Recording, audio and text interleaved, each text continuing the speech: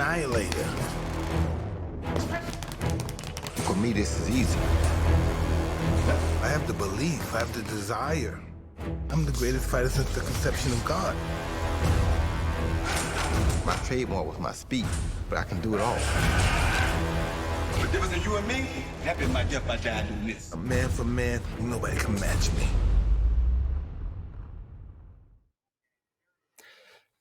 Hello there, everyone. I'm Ariel Helwani. Thank you so very much for joining us here on this very special day. This is the very first press conference leading up to one of the most anticipated, one of the most talked about sporting events of 2020. Who would have thought at the beginning of this year, back in January, that we would be getting ready to watch Mike Tyson, yes, Iron Mike Tyson himself, the legend Mike Tyson, come out of retirement, compete in his first fight in over 15 years against fellow legend, Mr. Y'all Must Have Forgot himself, the great Roy Jones Jr. It all goes down November 28th, live on pay-per-view, and in particular on Tyson on Triller.com.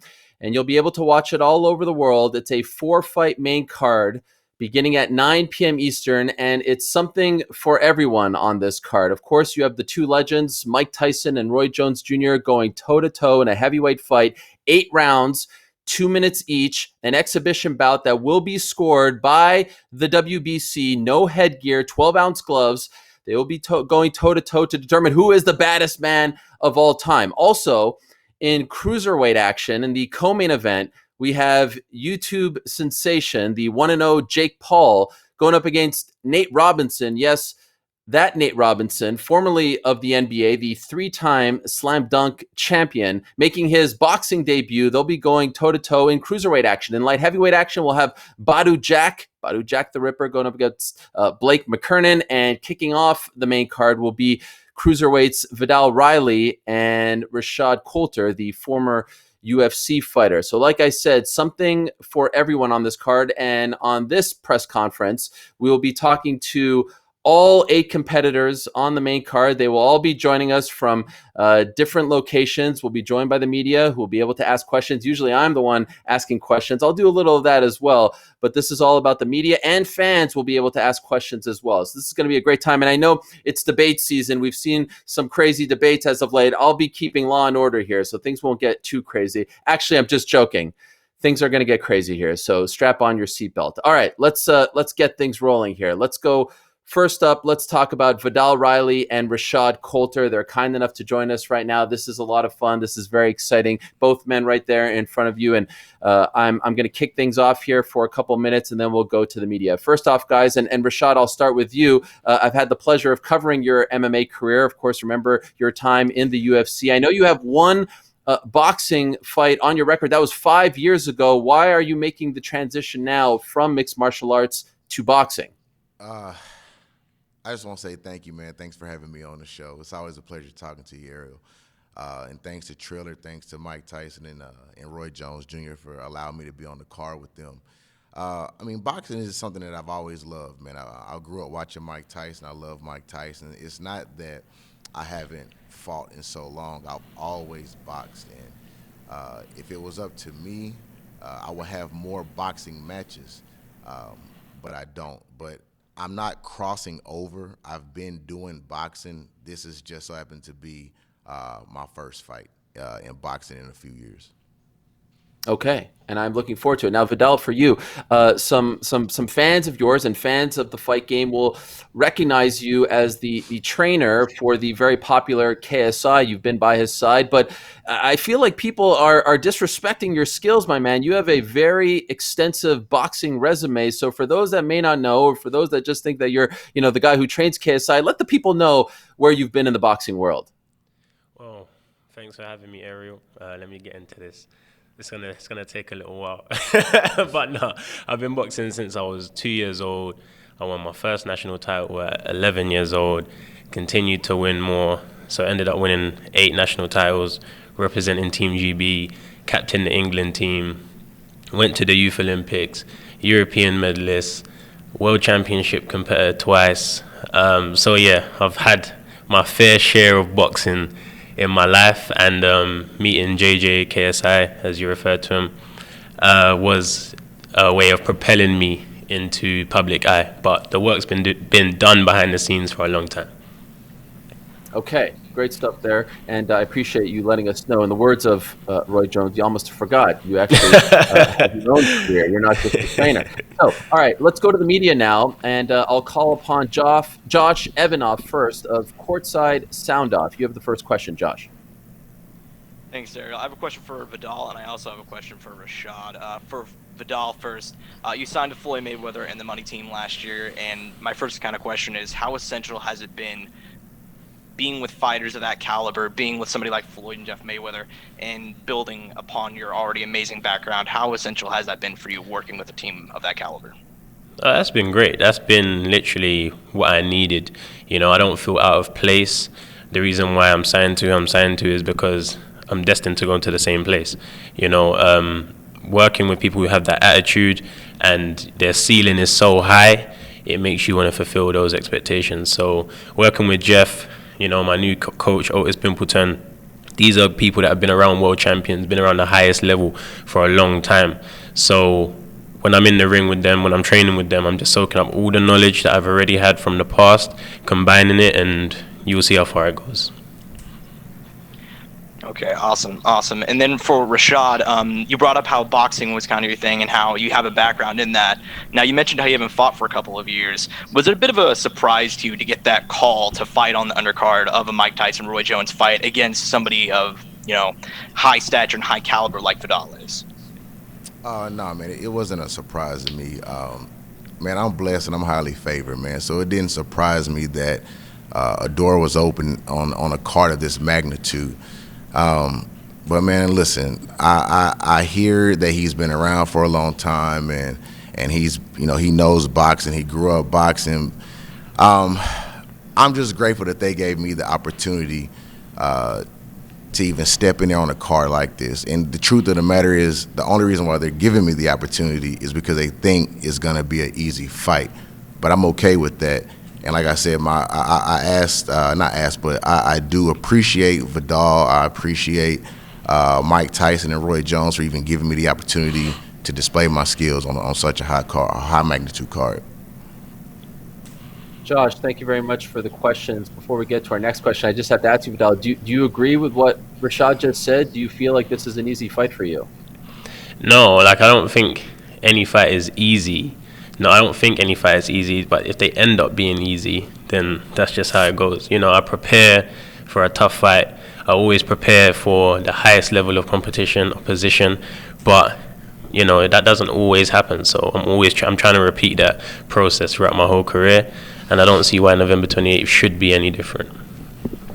Okay, again, as you just said, November 28th on pay-per-view, Tyson on Triller.com. Let's go to our next question. Let's go to my man, Michael Fidel of The Body Lock. Michael, you're next. Thank you. Question for Rashad. Rashad, obviously, many MMA fans will recognize you from your UFC career appearances on UFC 211, UFC 225. In what ways has preparing for this fight, a boxing match, been different for you? Who have you brought in as far as training partners, and how are you approaching returning to the boxing ring after a lengthy MMA career? As far as that goes, man, I don't really have to bring anybody in. People think that I haven't done boxing, but you got to understand, man, my very first sparring session ever in boxing was right in front of Derrick James and Errol Spence Jr. I've been around EJ, I've been around Charlo, I've been around Maurice Hooker, I've been around so many boxers since 2014.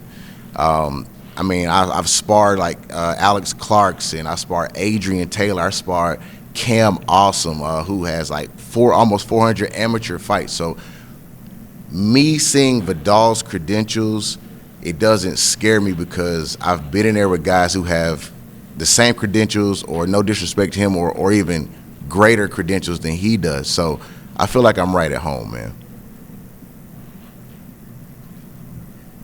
Thank you for the question, Michael. And Vidal, I want to ask you, have you ever seen Rashad striking? Have you seen his MMA fights? Have you seen his lone boxing fight? And if so, what do you make of it? I saw a clip of one of his MMA fights when I heard I was going to fight him. But when I fight my opponents, I actually don't watch them until the week of the fight. focus on myself. That's what I do. That's what I've been doing, and it works for me. I only watched a week because I just want to get a little gist of what could happen, what they could do. But I go in there with a blank page. It's easier to draw on a paper with space. All right, I like that. Okay, let's go to our next question now. Let's go to my fellow Canadian, Cole Shelton of BJPenn.com. Cole, you're up.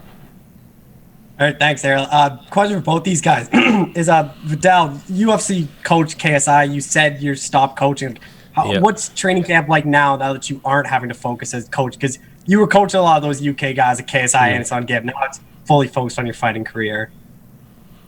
You know what? I feel the same. I feel the same because I managed to separate my responsibilities, and that's why I step away from one or I do the other, because I understand how much dedication, focus, and time it takes to deliver and be the best in both. So when I'm coaching the guys, it's not a distraction away from my career because I'm solely focused on them.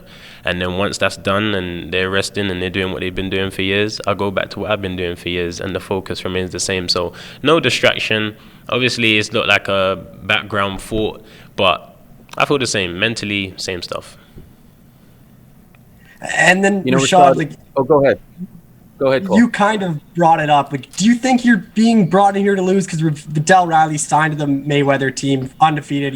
He's kind of this highly touted prospect out of England. Is this a fight do you think you're going to get smoked in? Sheldon, what's up, man? What it do, man? No, it's not. But here's the thing. That's boxing. I mean, it's no secret to how boxing works. Boxing tries to build a fighter, so therefore they bring a fighter in that they feel as though it's not up to the caliber of the person that they're trying to push, and they want you to lose. But in this aspect, it's not the same, man. Of course, they think that I'm just an MMA fighter. They think that I don't know boxing. They think that MMA fighters don't use their jet. All these things. To me, that doesn't matter. Like I said, I respect my opponent. I respect all my opponents as far as what they do, where they come from, and the hard work that they put in. But listen, man, I took a fight in the UFC, my debut, on 9 days' notice in front of 20,000 people. I fought on huge stages, and I actually got moved up to the main card as I was going to the arena. I was supposed to be the first fight of the night.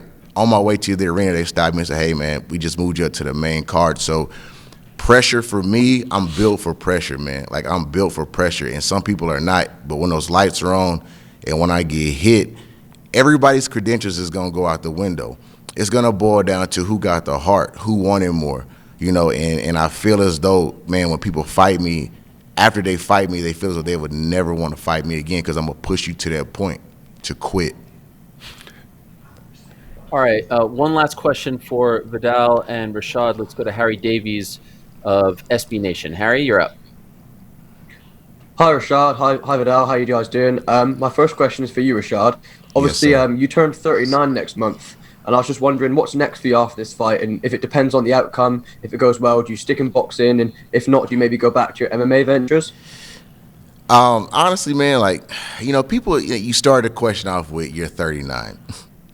But people who don't really do their research, they don't understand, man, like, my body doesn't have all that wear and tear on it. I wasn't fighting coming up all these years. I didn't have my first fight until I was 30 years old. I didn't fight through the amateurs, none of that.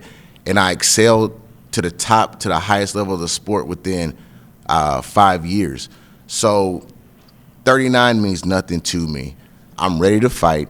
I'm ready to go. I'm going to put on a show. And what's next for me, would I like to stick to boxing? Of course, man. But like I said, the boxing game is so corrupt. It's not like when I beat Vidal that they're going to be, okay, we're going to push you. We're going to give you somebody that we can build you with. It doesn't work like that. They're going to try to put me there with another top prospect that they think can beat me. But whatever is open for MMA, I hope it opens up more doors for me for MMA. I just can't get an MMA fight. And I'm always training. I'm always boxing. And this is what my heart is right now. I'm concentrated on this fight. Whatever comes after that, whatever door God opens for me after that, I'm going to take it, man, like full speed, because I'm not done. I'm just getting started. Thanks, Rashad. And now for you, Vidal. Obviously, you've already fought at some cards. There's a big buzz around them. How important is this event going forward for your career, as you continue to build up your record with more and more fights?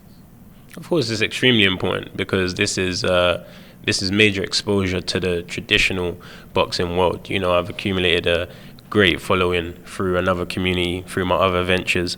But when it comes to boxing, especially over here in the States, this is a good statement for me to show my skills and prove what I'm saying about how long I've been in the game is actually shown in the ring. So yeah, it's a great stage. We've got two legends in the main event, my favorite fighter, Roy Jones, in the main event.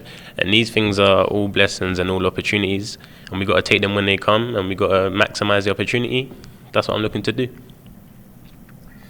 Harry, thank you very much for the questions. And Vidal and Rashad, thank you very much for joining us. Good luck to you guys on November 28th. Man, thanks for having us, man. I appreciate you. Thank you, Ariel. Appreciate you. All right. All the best to Vidal and Rashad. Coming up next, we will hear from Badou Jack the Ripper and Blake Mckernan. This is a light heavyweight bout. It will be the second fight on the main card, a very intriguing fight that is. But first, a little breaking news. I like to break news. So how about this? As I said, November 28th, that will be the date of this great pay-per-view. It goes down in Los Angeles. It is headlined by Mike Tyson versus Roy Jones Jr. That is the main event. You can watch it on pay-per-view all across this great world. And of course, on Tyson on Triller.com. And now we can officially reveal for the very first time that the event will take place at the world-famous Staples Center in Los Angeles, in downtown Los Angeles, to be exact. Yes, the home of the Los Angeles Lakers, the 2020 world champions, home of LeBron James, of course, the LA Clippers, and the Los Angeles Kings. Now, this is going to be the first sporting event at the Staples Center since the pandemic. That's a really big deal. Now, unfortunately, as of right now, fans cannot attend. However, this will be taking place at the Staples Center. The great Mario Lopez will be hosting this amazing pay-per-view card. Jim Gray will be doing pre- and post-fight interviews. It's a star-studded event, and once again, this is the 4-fight main card. Mike Tyson versus Roy Jones Jr. in the main event, a heavyweight fight, 8 rounds, 2 minutes each, no headgear, 12-ounce gloves. It will be scored by WBC, and they'll be competing for the frontline battle belt, which we revealed earlier in the week. Cruiserweight action will feature Nate Robinson, formerly of the New York Knicks and many other NBA teams, the 3-time slam dunk champion, making his pro boxing debut against the one and only Jake Paul, who is undefeated, yes, 1-0 as a pro boxer. So they'll be going toe-to-toe, and there's a lot of bad blood there. We'll hear from them later in this press conference as well. Light heavyweight action, and the two men that we'll be hearing from in a matter of moments. Badou Jack going up against Blake Mckernan of Sacramento, the 916, I do believe. And, of course, the first fight of the night, the two men who just joined us earlier, Rashad Coulter, formerly of the UFC, former MMA fighter. He says he is not done fighting in MMA, but for now he'll be going back to the world of boxing. He has one fight in the world of boxing back in 2015, going up against Vidal Riley, who is undefeated. For now, though, let us say hello to Badou Jack the Ripper and Blake Mckernan, who are next up to join us. It is a great honor to be joined by these two gentlemen who I do believe their future is so bright they both have to wear shades. That's how exciting this fight is. Blake and Badou. Oh, okay, Badou doesn't... you didn't like my joke, Badou. Okay, fair enough. Great to be joined by you guys. Badou, let me ask you, you have one of the best records on this card. Boxing fans certainly know who you are. You're no stranger to big events. Were you familiar with Blake when you were offered this fight? And if not, what did you think when you were offered this fight?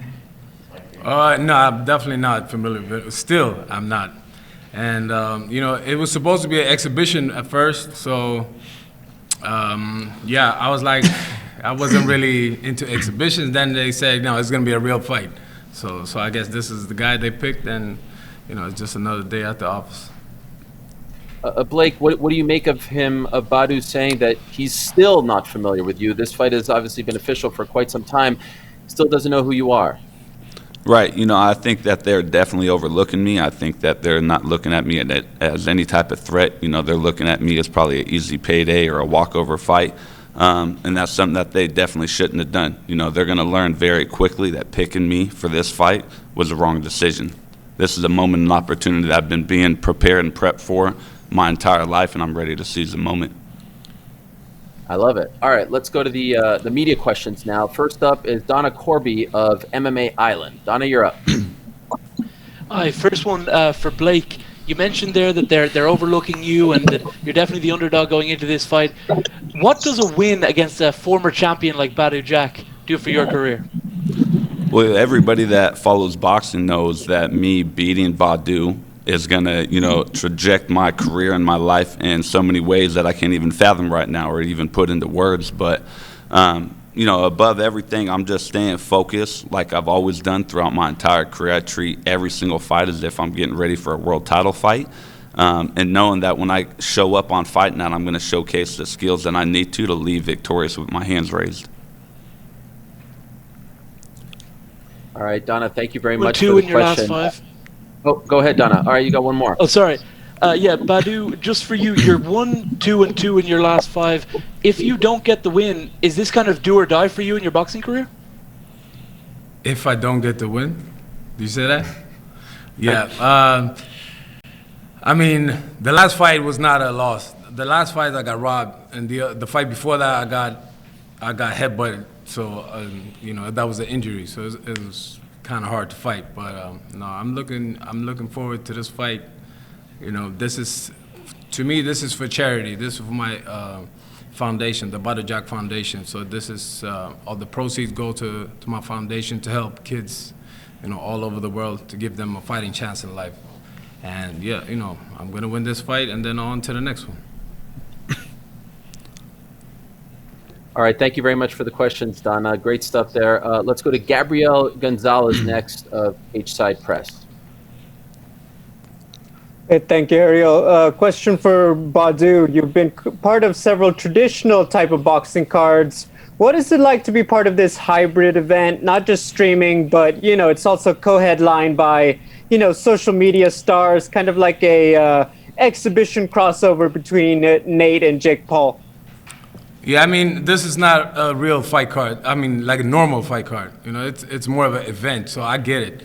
So, I'm not used to fighting, before, there's a couple of YouTubers, but, it is what it is. I think of it more, as my charity, donate everything to my charity. That's what it's all about. It's not a typical fight card. So, yeah, I'm not mad about nothing like that. I'm just, this is for the kids. To Blake, just being part of a hybrid event like this one. I'm sorry, can you repeat the question? Yeah, just what's it like? It's not a traditional boxing event. It's got a bit of a the exhibition flair to it with Jake Paul, Nate Robinson. It's streaming. It's not on your traditional pay-per-view platform, and just what it's like to be part of this kind of event. Yeah, coming into it, obviously, as Badu mentioned, it's completely different than a basic boxing match. It's more so of an event. But, with that said, I'm still treating it as a fight that I've prepared for any other time. And, I'm extremely thankful to be able to be even presented with this opportunity. I know Badu and their team, may not know too much about me, but I'm thankful for the opportunity. Thank you to Legends League and Triller. Ultimately, I'm just looking forward to go out here and being able to become more of a household name and be able to show this country and this world more so of who I am. And being able to share the ring with a seasoned veteran like Badu, I'm a man, I'll always show respect and give credit where credit is due. Being in the ring and sharing the ring with somebody like Badu Jack, the guy's definitely achieved a lot in his career, so you always got to give respect for that. But within that said, again, I think that him and his team are definitely overlooking me.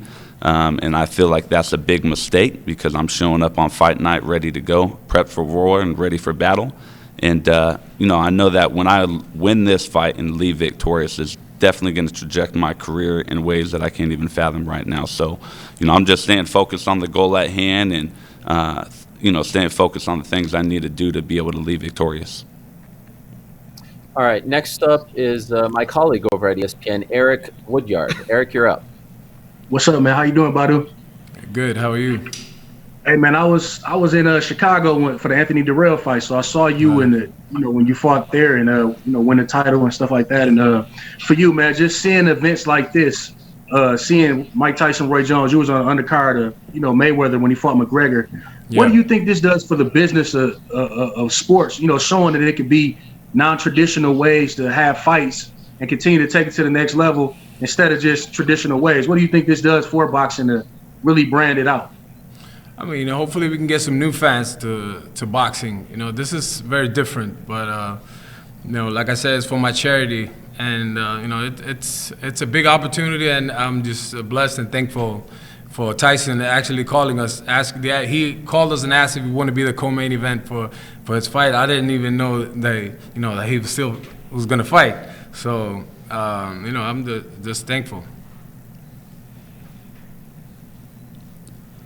All right. Thank you very much for the question, Eric. And I do want to remind everyone that 3 of the 4 main card fights are official bouts, not exhibitions. I don't want to correct you, Badu, but they are official bouts. And I do want to remind people as well that you can watch this all over the world on pay-per-view, traditional or not, and of course on Tyson on Triller.com. Blake, I can't help but ask you this question. You know, you hear Badu say that, you know, he doesn't know who you are and it's for his charity and all this stuff. What goes through your mind when you hear your opponent talking about you like this? Do you feel like it is disrespectful?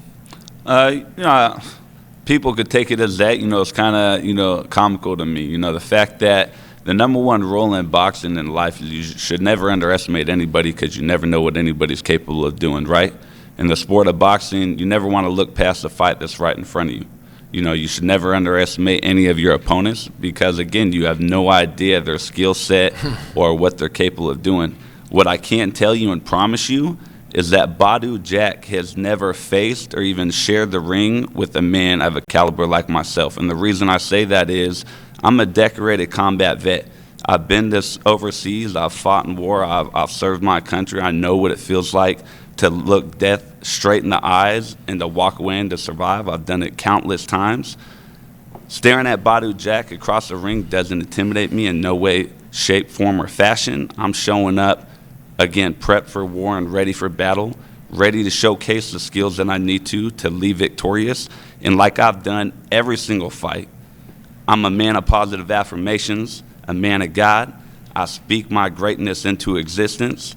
November 28th, I will go 14-0, and we're going to leave it at that. I'm going to continue to take this as a stepping stone and keep on moving up the ladder.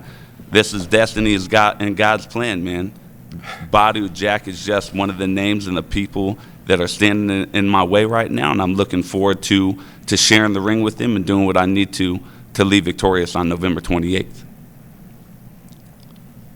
And Badu, I do want to let you know, I know you said you didn't know a lot about Blake. His nickname is the Beast because he spent 3.5 years as a machine gunner in the infantry, including 1 year in Iraq. You heard what he just said. I couldn't help but see you smile there. What is your response to what he just said? I mean, you know, I'm a quiet guy. I don't talk a lot of shit. We'll see fight night, but you know, my team is telling me that he's been talking crazy. So I wonder who's overlooking who, and that I haven't been in the ring with somebody like that. That just, you know, come on, man.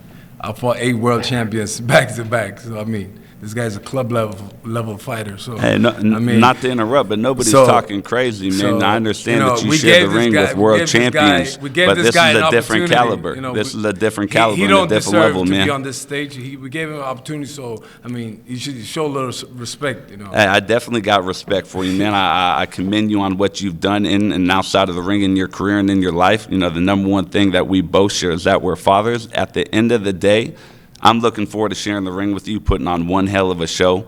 I'm showing up prepared to die in that ring, to do whatever I have to leave victorious. But at the end of the night, what's most important is that you and I both make it home safe to our families, man. So with that said, nobody's overlooking anybody on my side. We understand perfectly what we're getting involved in, getting ready to walk into. I just hope that you start doing your homework and you're prepared and doing the same thing. This guy actually, it's kind of funny. He reminds me of, what's the name of that guy that Mike Tyson fought? Peter McNeely. That's how he talks. Yes. But it's all good. So, it's a fight. What are you going to say? Yeah, I'm going to go in there and get my ass kicked? No. Of course. He got to believe in himself. And, you know, this is the Hurt Business. Tune in to November 28th. Badu, let me ask you, between now and November 28th, will you watch a single second of footage of his previous fights?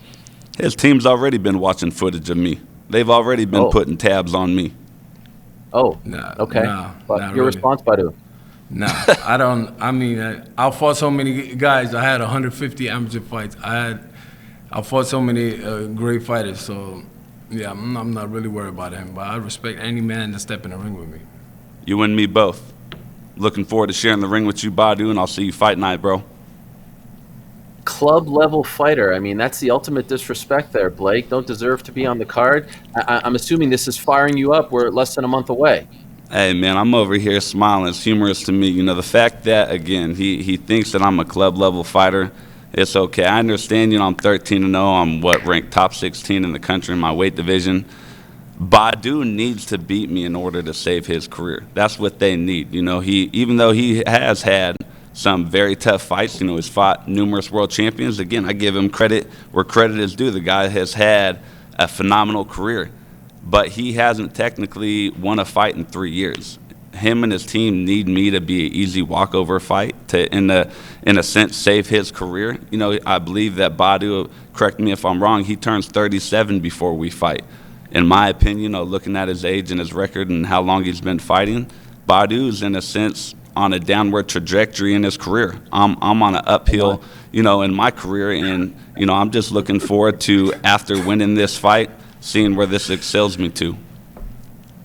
Well, I love it. If you weren't looking forward to this fight before this afternoon, I feel like I could speak for everyone and say we are looking forward to it now. Tremendous stuff, guys. Best of luck in the final month, and we look forward to seeing you on November 28th.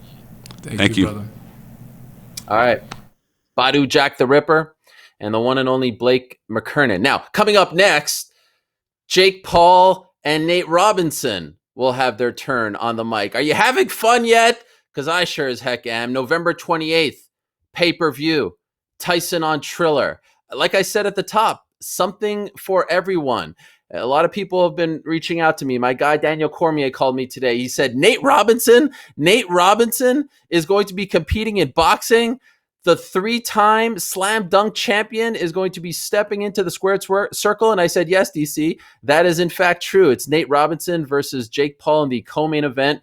You see them right over there. Of course, we heard earlier today on this here press conference from Rashad Coulter, the former UFC fighter, and his opponent, Vidal Riley. Just heard from Badu Jack the Ripper and Blake Mckernan, who has a phenomenal backstory. I touched on it a little bit, didn't give him his proper due. So do read up more on Blake's backstory and what an opportunity this is for Blake. And then, of course, you have Jake Paul, the younger brother of Logan Paul, who have taken the boxing scene by storm.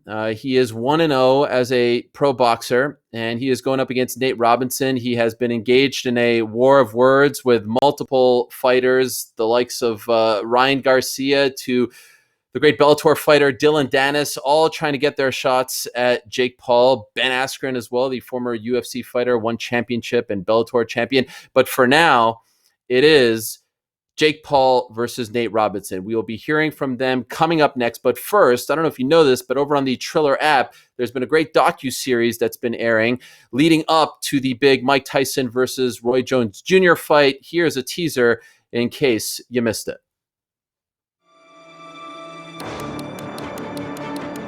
The fight coming up with Mike and Roy Jones is going to be amazing because once Mike gets into fight mode, anything can happen. Roy beat Mike Tyson. Roy Jones is pound for pound one of the all-time greats. I see that look again. Focus, moving well. The way that Mike was hitting that bag today, I feel sorry for the bag.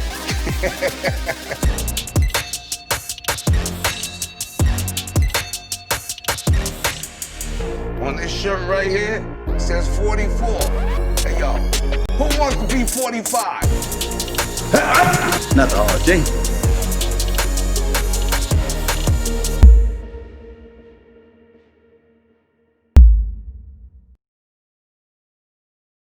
Flavor Flav. Again, you can watch that entire docuseries right now over on the Triller app. You can download it wherever you get your apps. And again, it's November 28th on TysonOnTriller.com. Also on pay-per-view all across the world. It's Mike Tyson versus Roy Jones Jr. It will be refereed, by the way, by Ray Corona, longtime legendary boxing referee, will be hosted by the one and only Mario Lopez, aka AC Slater, but of course now a world-renowned host. And Jim Gray, the legendary Jim Gray, will be doing pre- and post-fight interviews. Again, it's a 4-fight main card beginning at 9 p.m. Eastern Time.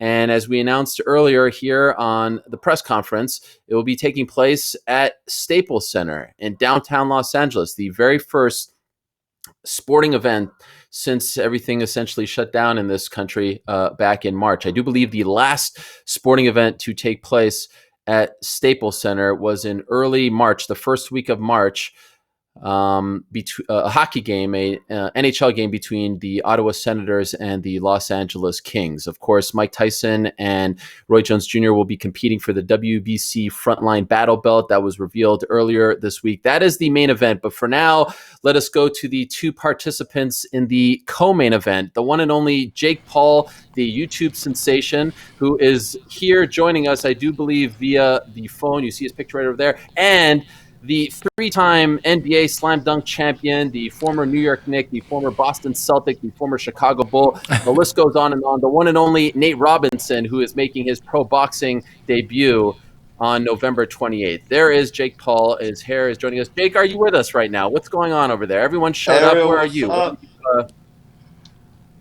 Nothing. Where are you joining us from, Jake? I'm just chilling, man. I came to the hospital to get a little checkup. So, yeah, that's where I'm at right now. But, bro, thank you for having me, bro. Huge fan. Well, thank you. What happened to you, Jake? Why are you at the hospital? We were having a little morning practice, and my team was afraid that I was turning into Iron Man. I punched a hole through a car. Okay. Nate, what do you make of this? Are you worried that Jake isn't going to show up in a month? Nah, he has to show up, man. This is his duty to.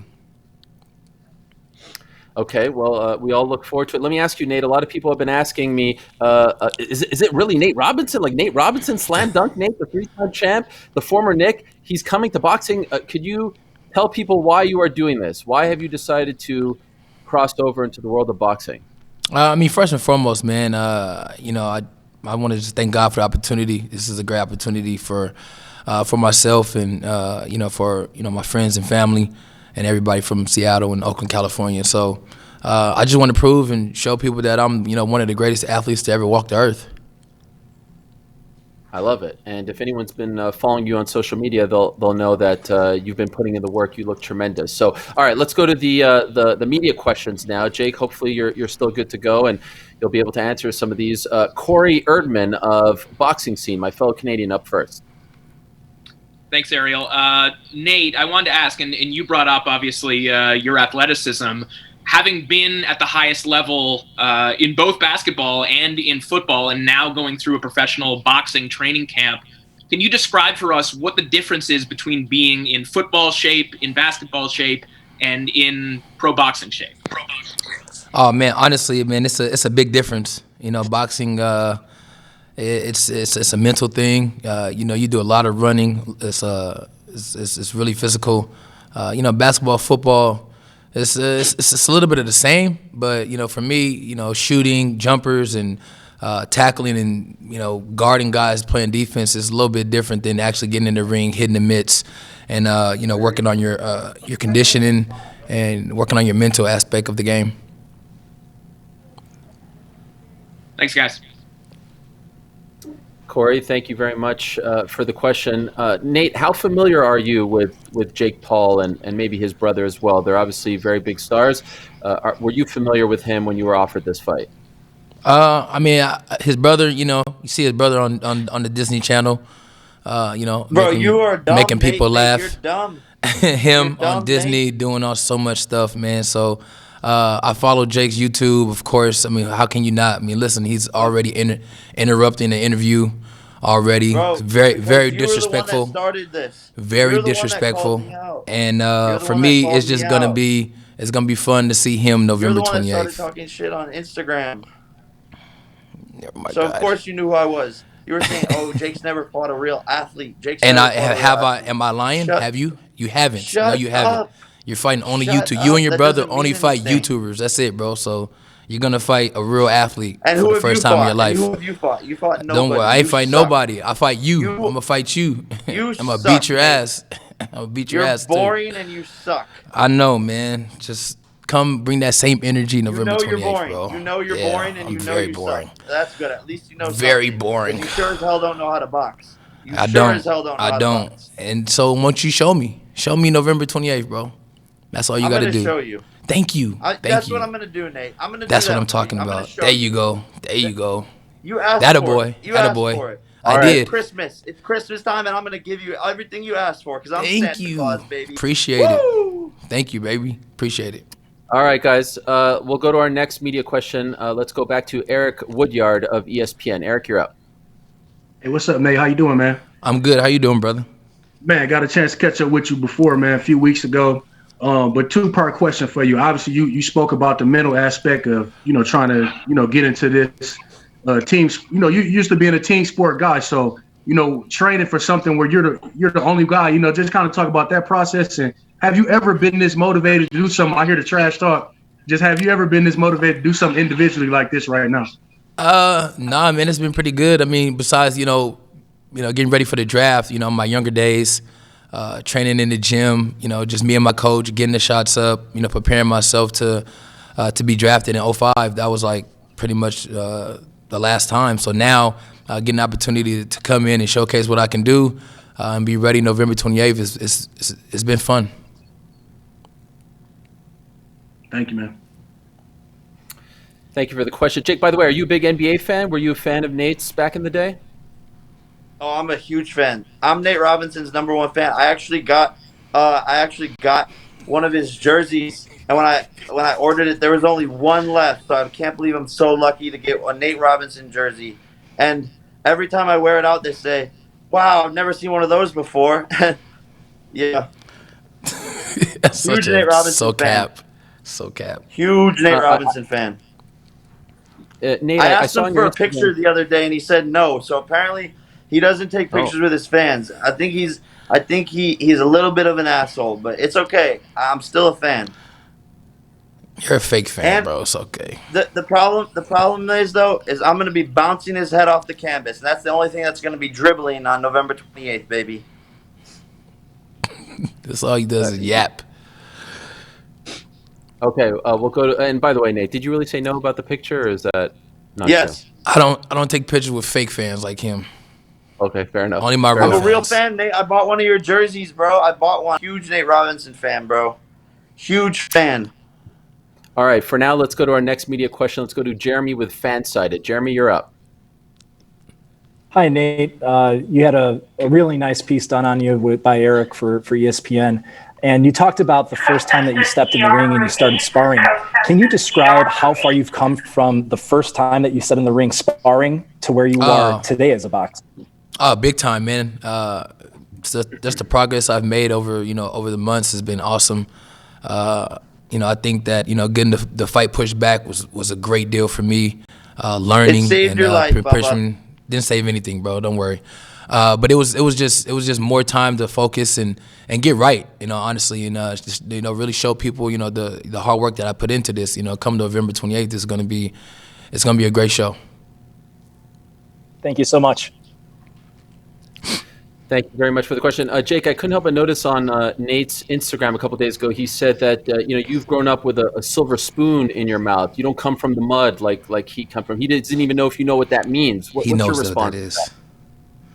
Nate sounds like an idiot when he says that. His dad was in the NFL and his mom owns a beauty salon. My dad was a roofer. My mom was a nurse. We're from the mud, and he doesn't know shit. I work for everything I have. I'm a self-made millionaire. I'm a self-made millionaire at a young age, and I'd be mad too. I'd be mad too if I was Nate Robinson. But my daddy wasn't in the NFL. I didn't have rich parents. Yeah, my dad like Nate worked. Robinson. So when you say you came from the mud, you don't know shit about coming from the mud. All right, Jake, you're right. Thank You're you. right. Once again. You're right. At least you can You're admit right. to it. No, I'm not admitting to that, bro. I'm not admitting to that. You don't know nothing. You just said I'm right, but then you're saying you're not admitting to it. You're an idiot, bro. All right, guys. That was tremendous stuff. I appreciate it. We do have a couple of fan questions before we let you go. Let's go to. Okay, no fan questions. All right, no fan questions, guys. You did so well that we don't need any fan questions or any Yeah, more media. they want to take me off air. Why? Why is that? I don't know why it is. You did a tremendous. I think I'm too lit. Nah. You're too hot for this presser, guys. I want to wish you the best, and I can't wait for November 28th. Jake Paul, Nate Yes, sir. Robinson. Thank you so much. Bye, baby Nate. Bye.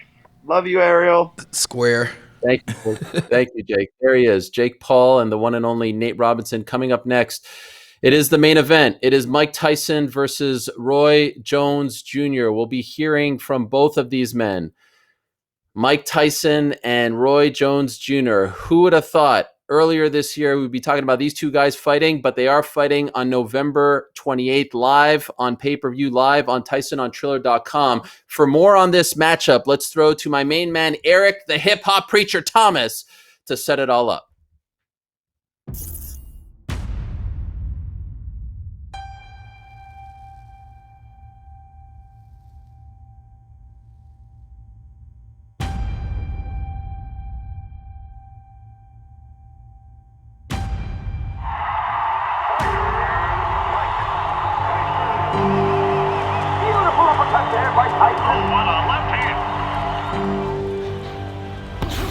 Everyone fights for a reason. Everyone steps in that ring to prove something to someone.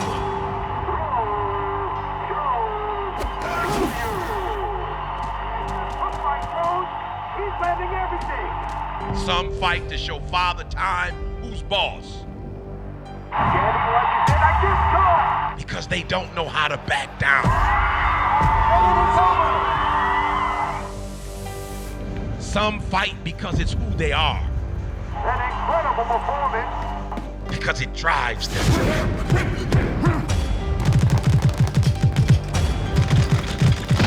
Because it's in them. Because it is them.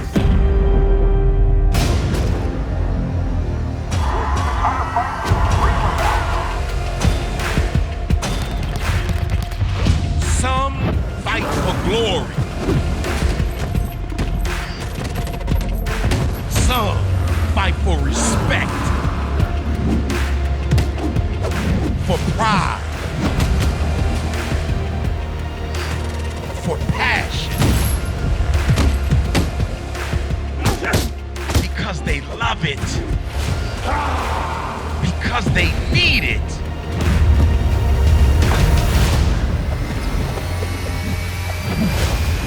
Everyone fights for a reason. Everyone fights to win. Because these are gladiators who aren't afraid to hurt, to be hurt. Warriors who dominate with skill and bad intentions. It doesn't matter why they fight. All that matters is who's standing at the end.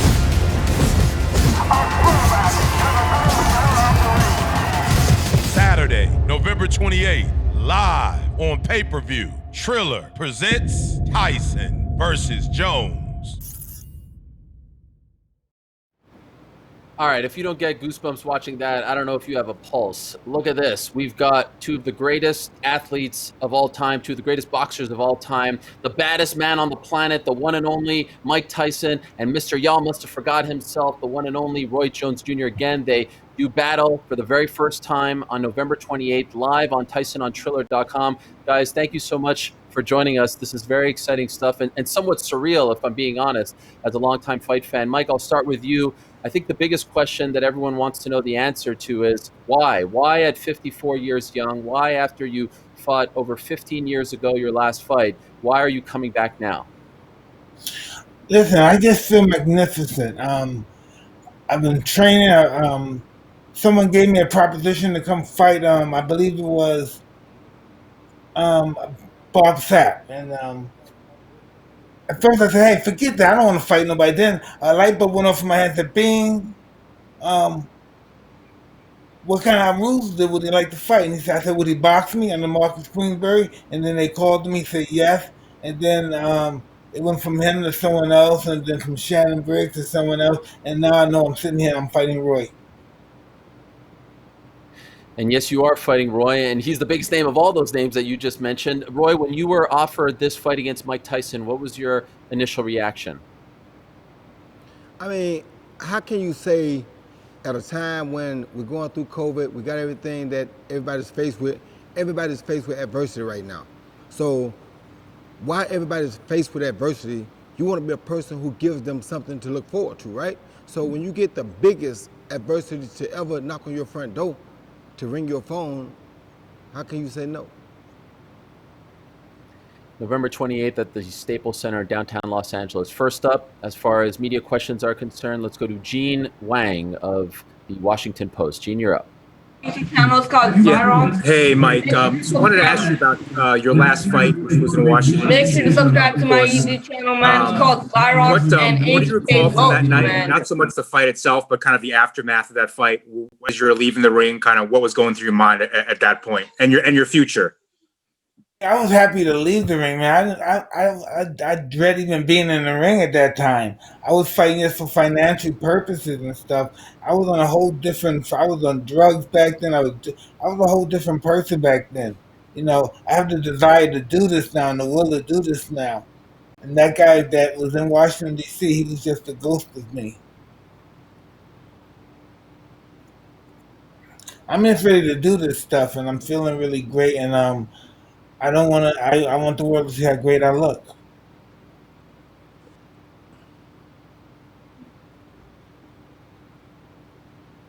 Of Mike training at the plate, some viral footage of Mike that has surfaced, and if so, what do you think of how he looks?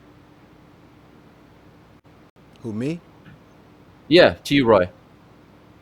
Oh yeah, I think he looked awesome. I mean, he looked very good. I was very proud to see him be able to bounce back the way he did, because most guys at 54, they start to count themselves out.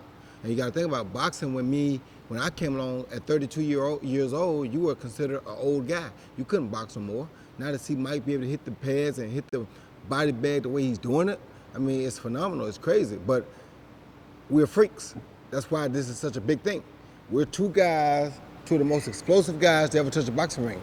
At 54, I would watch him beat the mitts in the bag more rather than any other young guy right now, because it's so exciting. And at 51, I'm so fast that people are looking at it saying they got to be speeding this up. No, they're not. But when you got two legends like that, how can you not get right? He inspires me just by how hard he's working and how much he's preparing to get it back in the ring. And he's 3 years older than me. So if he can do it, why can't I? I know I'm smaller, but it's what it is. Harder than anything. Exactly. All right, next up, we'll go to Stephen Keating of Reuters. Stephen, you're up.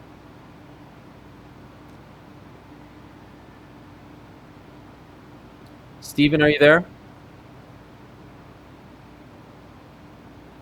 Stephen, you have to unmute. Yes, I'm here. Okay, go ahead, Stephen. Hey, Roy, how you doing? I'm doing fine. How are you? I'm good. I just wanted to ask, how did you, knowing that you're going against Mike Tyson, knowing what's at stake, knowing that you're fighting 8 rounds with the 12-ounce gloves, do you still prepare with that same intensity that you did back in the day? Do you still train with that same intensity that you did back in the day? Honestly, you have to be a fool not to. You go in the ring with one of the most dangerous men to ever grace the boxing ring.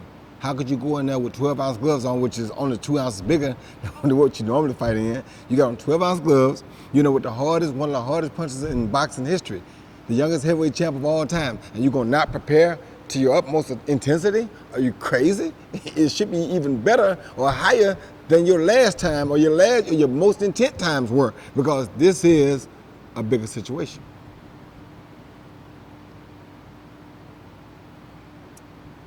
All right, Stephen, thank you very much for the question. Let's go to my good friend Andres Ferrari of ESPN. Andres, you're up. Thanks, Ariel.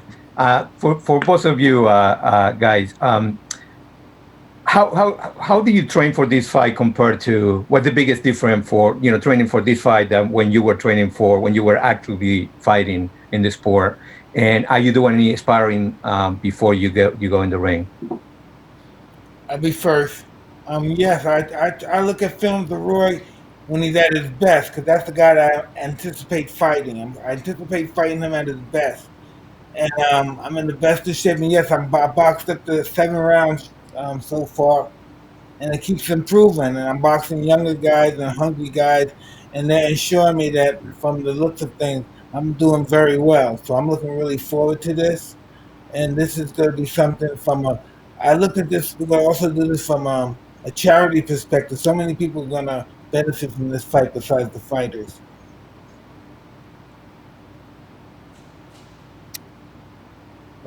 Roy, do you want to answer that? What the question was again? It was just how are you preparing for the fight, and are you sparring? Well, I prepare like I prepare for any other fight, because it's like you fighting the great Mike Tyson. How can you not be prepared for that? Secondly, yes, I'm sparring. You better be sparring. I mean, how you gonna be ready to dodge punches if you're not getting them thrown at you not in training? So it'd be stupid to not spar when you're fighting the hardest punch you probably ever gonna face in your life. How could you not spar? You better be sparring and getting ready, and the guys you spar with better understand that you're sparring. All right, next up, Manuk of the Los Angeles Times. Manuk, you're up. Hi, everyone. Thanks for taking the time with the press conference today. I actually spoke with California State Athletic Commissioner Andy Foster, and he described this fight as a straight exhibition, going to be hard sparring. This question is for both Mike and Roy. How do you guys plan on engaging in this fight, knowing that it can't be a real fight because it's Ray Corona's job to separate you guys as soon as it gets heated? Listen, I don't know what are you talking about? What's not a real fight?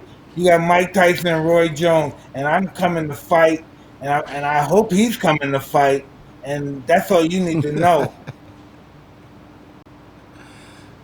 First of all, if you think you can go in the ring with Mike Tyson, the last guy that did an exhibition with Mike got dropped in the first round. And if you don't know that, then there's something wrong with you. So who goes in the ring with the great legendary Mike Tyson and think, oh, this is an exhibition? 12-ounce gloves, no headgear? Really? This is an exhibition? Come on, bro. Be for real. All right, up next, Ollie Salt of the Daily Star. Ollie, you're up.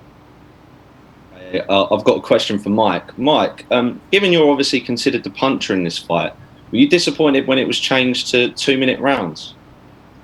Absolutely. I'm sure they have their reasons for doing it, but the women fight 2 minutes.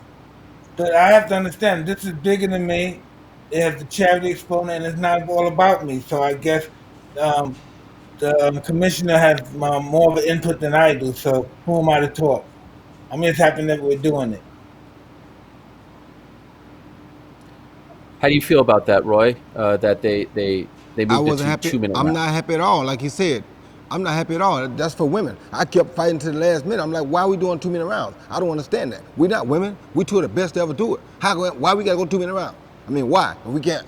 If something gonna happen, it's gonna happen anyway. 2 minutes, 3 minutes, 5 minutes. It don't really matter. So for us, what difference does it make? Why cut it to 2 minutes? 2 minutes doesn't do anything for him nor me, to be honest with you. It cheats the fans out of it, because that's their excitement. That gives us a little more time to get a little bit more fatigue, to set up a little bit better shot than we probably could set up in 2 minutes. So to me, it was all advantageous for everybody to keep it 3 minutes. But like you said, it's supposed to be a exhibition, charity event.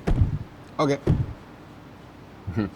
All right, up next, the legend, Kevin Aioli of Yahoo Sports. Kevin, you're up. Thank you, Ariel. Question for Mike. Mike, how long has it been since you last felt as good as you do right now? And do you feel like you have to make any concessions to your... Mike Tyson's going to win. Hey, listen, I don't know. The last time I was 215 pounds, I believe I was, 18 or 17 years old. So I'm really happy with everything that I've been doing. And it's just total confidence and self-affirmation. And man, it's just amazing. I'm just ready to do this stuff. Can't even explain it with words. I'm just ready to do this stuff. Mike, I know you say that, when you get ready for a fight, you go to a different place, a different person starts to come out. Do you feel like that person is starting to come out again? Absolutely. I can't even stay with my, the next 30 days, it'll be impossible for me to stay with my family. There's no way for them to live with me. They'll kick me out the house. So is this a one-off for you, Mike, or are you planning on several fights? Is this like the Hey, restart of a new listen, chapter? this is an organization. This is for the Legends Leagues only. So this is I'm gonna go as long as the league is working. I'm gonna do this, and I'm gonna help a lot of people. And my legend is gonna be that I gave a lot more than I took.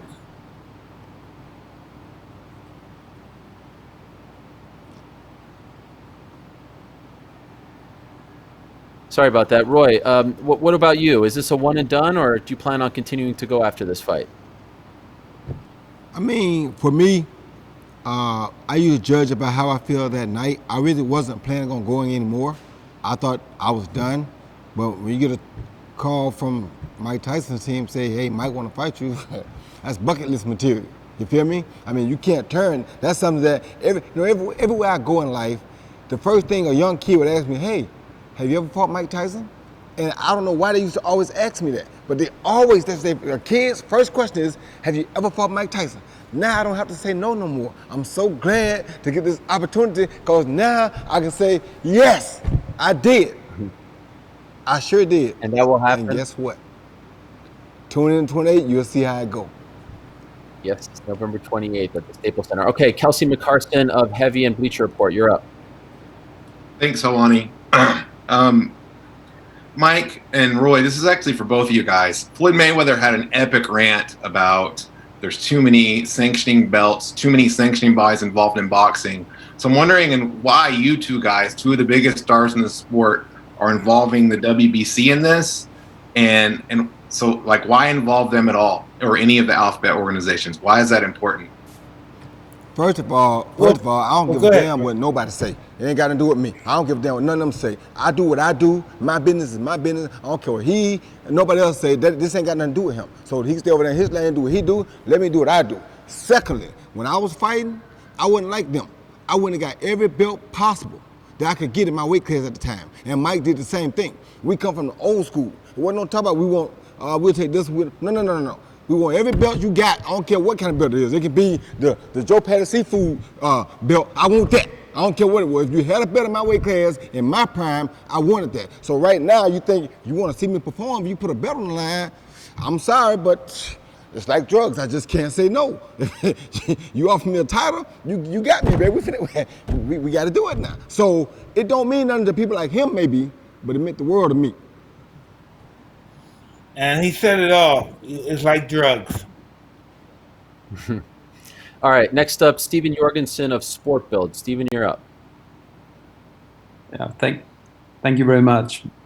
This one's for Mike. I wanted to ask you, you were known in the past as the baddest man on the planet, the world's most dangerous man.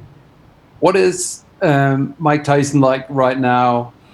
Are you approaching that old self, that old Mike Tyson from the past?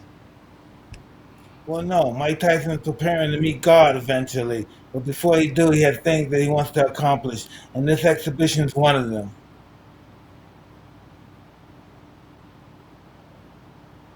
All right, thank you for the question. By the way, Mike, could I ask you, I've seen you work with Rafael Cordero, the great MMA trainer. Will he be your head trainer going into this fight? And why did you pick him? Of all the coaches that you could choose, why did you choose an MMA coach to be your coach? Well, we choose him with my head coach, Billy White. But he's a great trainer. I'm so happy to have him in my corner. The energy that he possesses, it's such a winning idea to have him. Because he's all about winning. He's a great man. I love him so dearly. I have a great team of like family members' energy. It's a family energy. We ready to go to war. All right, next up, Aid of BBC. Aid, you're up. Hi, Mike. When you walked away from boxing 15 years ago, you said it was because physically you couldn't perform at the level that you wanted anymore. How physical have your sparring sessions been, and what gives you the confidence that your body will respond the way you want it to respond on fight nights? Well, I'm the only boss. If you don't kick my ass, you're fired. So that's how the sparring's going. Everyone's doing their best, and if you're not doing your best to hit me, you have to go home. That's what sparring is. That's what fighting is all about. If I'm paying a guy to kick my ass, if he doesn't kick my ass, he has to go. He's fired. All right, up next, Neil Barker of the AP. Neil, you're up. Hello, gents. Nice to see you. Greetings from London. I just wondered, have the health implications of this fight crossed either of your minds? Obviously, there's lots of critics out there saying you guys shouldn't even be doing this.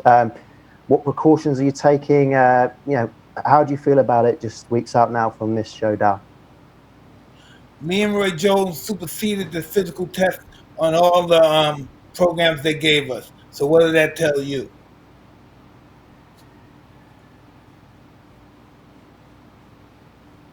Roy, you want to jump in on that one, or just Mike? What does that tell you? All right, fair enough. Does it bother you? Does it bother? You did it better than Young Boy. Yes, I do want to remind people WBC is sanctioning this fight. Ray Corona is the referee. Yes, it is the 2-minute rounds, but no headgear, 12-ounce gloves to both men and to the WBC. It is considered a real fight, not a fake fight or something of that nature. Does it bother you, Mike, that people are implying that you guys will just do a friendly sparring match, that you're not going to go full steam ahead? Does that annoy you? Well, no one I know think that. No one that supports me believes that. I don't believe they could even fight for that. All right, let's go to Howie of the New York Post. Howie, you're up. Hey guys, how's it going? For Mike and Roy, I'm curious. I mean, regardless of what happens next month, is there a curiosity between you guys? What would happen if you guys fought 20 years ago? Well, we talked about that. I went out to Texas. He was in Texas, Houston at the time, and we talked about it, but it just never materialized. All right, thank you very much to the media. We're actually going to get to one fan question here. Let's go to a young woman named Sarai, who has a little boxing background of her own. Sarai, you're up. Hi, my name is Sarai Brownell. I'm 15 years old. I'm a USA Boxing 12-time national champion. I'm also a part of the USA Junior High Performance team. And the question I wanted to ask Mike was, what is your mindset like when you're going in the ring? And what is your mindset going to be like when you get in the ring with Roy?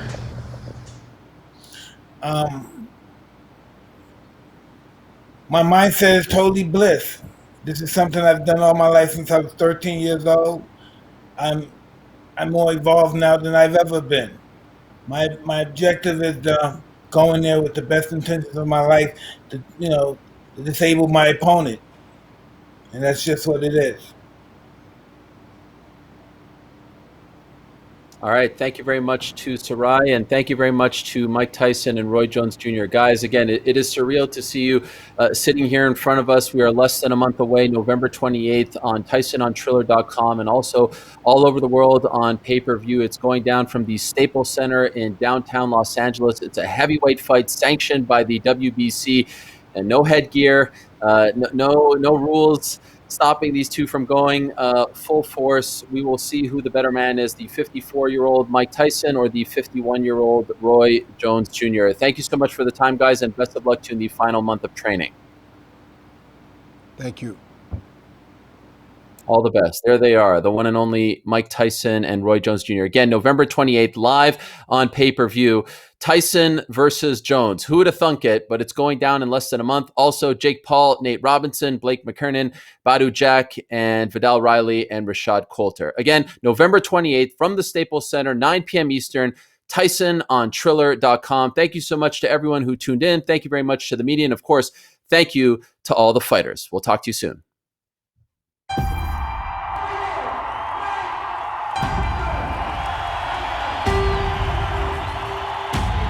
Everyone fights for a reason. Some fight because it's who they are. Because it drives them. Because it's in them. Because it is them. The kind of fight you dream about.